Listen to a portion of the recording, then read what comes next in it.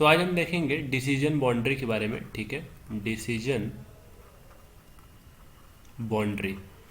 ठीक है, तो बेसिकली डिसीजन जो बाउंड्री होती है वो हमें क्लासिफाइड करके देती है। ठीक है, किसी भी मॉडल के बारे में। फॉर एग्जांपल अगर हमारे पास ट्यूमर साइज का एग्जांपल ले लेते हैं, एक अगर y इक्वल टू 0 पे है, ठीक है, और y इक्वल टू 1 पे है, ठीक है, ठीक है, ये एक डेटा है, ठीक है, अलग अलग y की वैल्यू के लिए या w की वैल्यू के लिए। ठीक है, इसे हम x1 मान लेते हैं, ठीक है, इसे हम लोग x2 मान लेते हैं। ठीक है, तो बेसिकली एक लाइन होगी जो इन दोनों को क्या कर रही होगी, सेपरेट कर रही होगी। ठीक है, यहाँ पे हम लोग क्या करते हैं, इसे हम x मान लेते हैं, ठीक है, जिससे डिफ्रेंशिएट करने में इजी होगा। ठीक है, तो यहाँ पे क्या है कि ये इसके ऊपर क्या हो गया, y इक्वल टू 1, इसके नीचे क्या हो गया, y equal to less than और 1। ठीक है, लेस देन नहीं, यहाँ पे 0 हो जाएगा।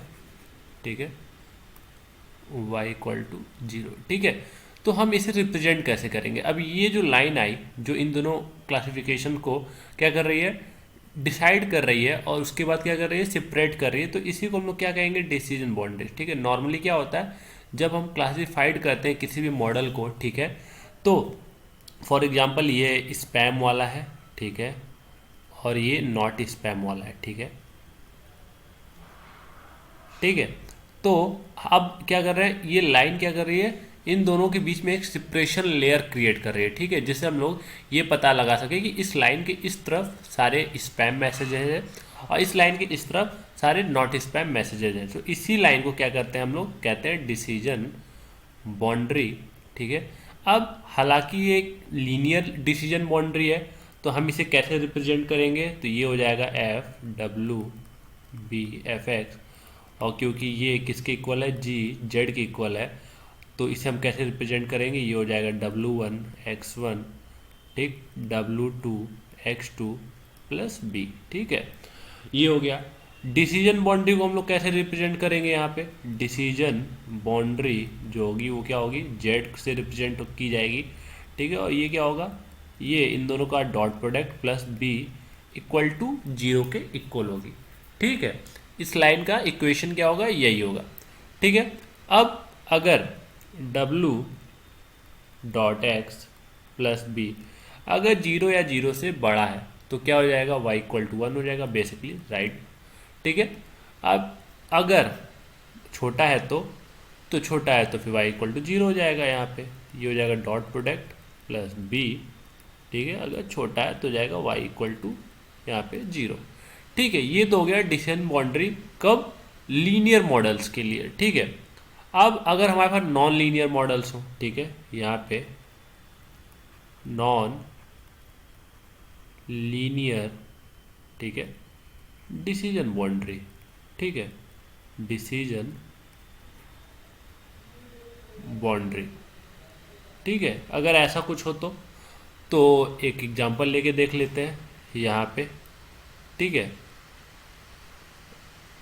ये हो गया, एक एग्जांपल लेके देखते हैं कि यहाँ पे बाहरी साइड में क्या है, हमारे पास एक x की वैल्यू है जो कि क्या रिप्रेजेंट कर रहा है, स्पैम मैसेजेस को, और एक अंदर की तरफ, ठीक है, नॉट स्पैम वाले मैसेजेस हैं। ठीक है, अब ये क्या है, अब इस तरीके को अब हम लोग लाइन से तो इसे सेपरेट कर नहीं सकते। ठीक है, तो हम लोग क्या करेंगे, एक सर्कल से इसे सेपरेट करने की कोशिश करेंगे। ठीक है, ये हो गया यहाँ पे। अब ये जो सर्कल है वो क्या हो गई, डिसीजन बाउंड्री। ठीक है, क्या हो गई, डिसीजन बाउंड्री। ठीक है, अब सपोज करो यहाँ पे ये 1 है, ये भी 1 है, ये -1 है और ये -1 है, तो ये इक्वेशन क्या बनेगी, ये सपोज x2 है तो ये x1 है, तो इस सर्कल की इक्वेशन क्या बनेगी, x1 square plus x2 square. ठीक है, 1 से कम, अगर 1 से कम है तो 1 से कम है इसका मतलब अंदर की तरफ है, ओरिजिन की तरफ है। ठीक है, तो ये y इक्वल टू 0 हो जाएगा, और अगर ये, ठीक है, 1 से ज़्यादा है तो क्या हो जाएगा, y इक्वल टू 1 की तरफ हो जाएगा। ठीक है, मतलब ये ओरिजिन से बाहर की, फार अवे। ठीक है, फार अवे हो गया। ठीक है, अब अगर इसे इक्वेशन में रिप्रेजेंट करेंगे, ठीक है, तो किस तरीके से कर सकते हैं, एफ डब्लू बी, फिर रिप्रेजेंट करेंगे यहाँ पे जी जेड, और जेड यहाँ पे क्या हो जाएगा, क्योंकि ये सर्कल है तो जगह W1 x1 square plus W2 x2 square plus b. ठीक है, अब ये यहाँ पे हो गया बी। अब डिसीजन बाउंड्री क्या हो जाएगा यहाँ पे हमारा, डिसीजन बाउंड्री जो होगा वो होगा z equal to x1 square plus x2 square minus 1 equal to 0, क्योंकि ये दोनों 1 के इक्वल है तो 1 1 0। ठीक है, तो यहाँ से क्लियर हो जाएगा, जो कि रिप्रेजेंट कर रहा है यहाँ पे x1 प्लस x2। ठीक है, ये ठीक है, तभी हमारा ये सर्कल के फॉर्म में बन पाएगा। ठीक, अब इससे क्या पता चलता है कि अगर y इक्वल टू 1 है तो ये क्या हो जाएगा, आउटसाइड बाउंड्री। ठीक है,